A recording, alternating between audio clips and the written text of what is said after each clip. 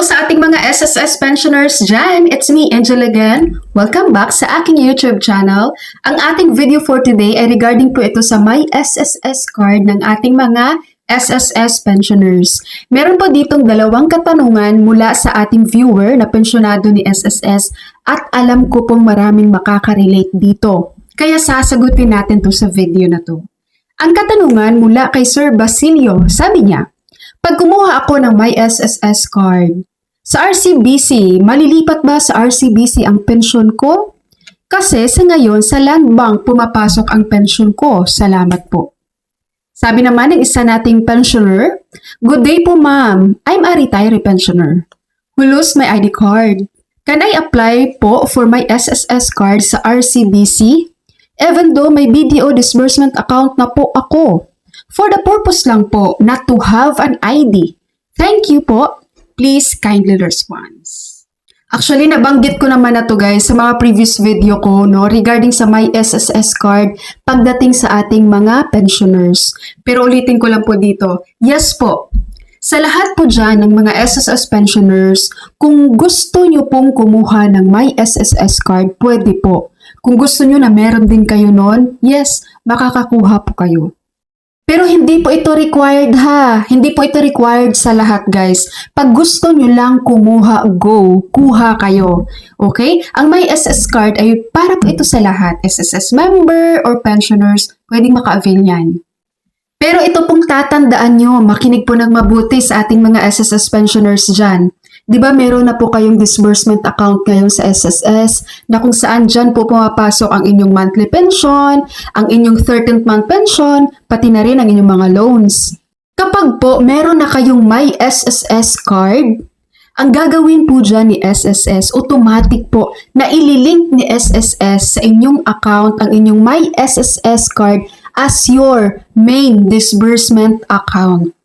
Pag sinasabi pong main disbursement account, ibig pong sabihin, yan na po ang magiging disbursement nyo kay SSS.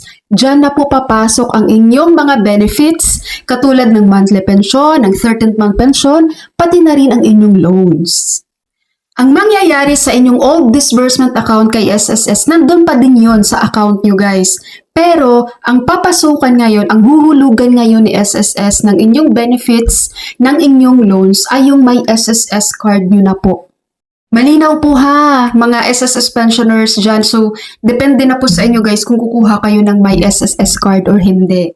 Okay? Ang bank partners po para sa ating My SSS card application ay ang RCBC, AUB, China Bank, and UB. Pero currently po, ang working na, tumatanggap na po ng application ay ang RCBC. So waiting pa po tayo sa ibang bank kung kailan sila mag-accept ng application for My SSS card. Kung gusto nyong mag-proceed, kung gusto nyong kumuha ng My SSS card sa RCBC, meron akong tutorial video niyan kung paano kayo maka-apply niyan sa RCBC. Just comment below, i-reply ko sa inyo ang link ng video na yon. And i-share ko to sa inyo ha mga SSS pensioners. Ang video na to guys ay webinar namin tungkol doon sa My SSS card. So pakinggan nyo itong webinar namin with SSS. Itong mapapanood nyo ang nagsasalita dito ay yung speaker namin sa SSS during our webinar. Panoorin nyo po. Ang ating My SSS card is the new ID, serving as a default account for all benefits, loan, and other proceeds.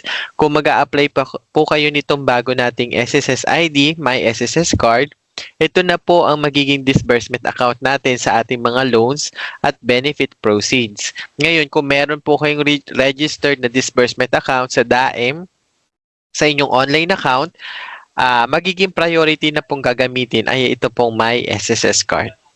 Okay? What happens to my old disbursement account in DAEM when I get a My SSS card? Anong mangyayari doon sa nakarehistro ko pong disbursement account sa online ko, yung bangko ko po na nakarehistro sa SSS, kapag kumuha po ako ng My SSS card? Ang sagot po, your new My SSS card will automatically be set as your main disbursement account for SSS benefit. So, yun na po ang gagamitin natin. Any other disbursement accounts you previously enrolled in DAEM will remain in the system but will no longer be used for receiving benefits. If your MySSS account is validly terminated, you may either choose from the previously enrolled accounts or enroll a new account at iset po natin ito bilang disbursement account sa ating tatanggaping loan or benepisyo. Okay? Alright po, sa ating mga SSS pensioners, sana malinaw po sa inyo guys, and sana na-explain ko po sa inyo ng malinaw, no, ang regarding sa may SSS card pagdating po sa ating mga pensioners. Kapag may kakilala kayo na pensionado din, kapwa nyo pensioner, pwede nyo po i-share sa kanila ang link ng video ko na to.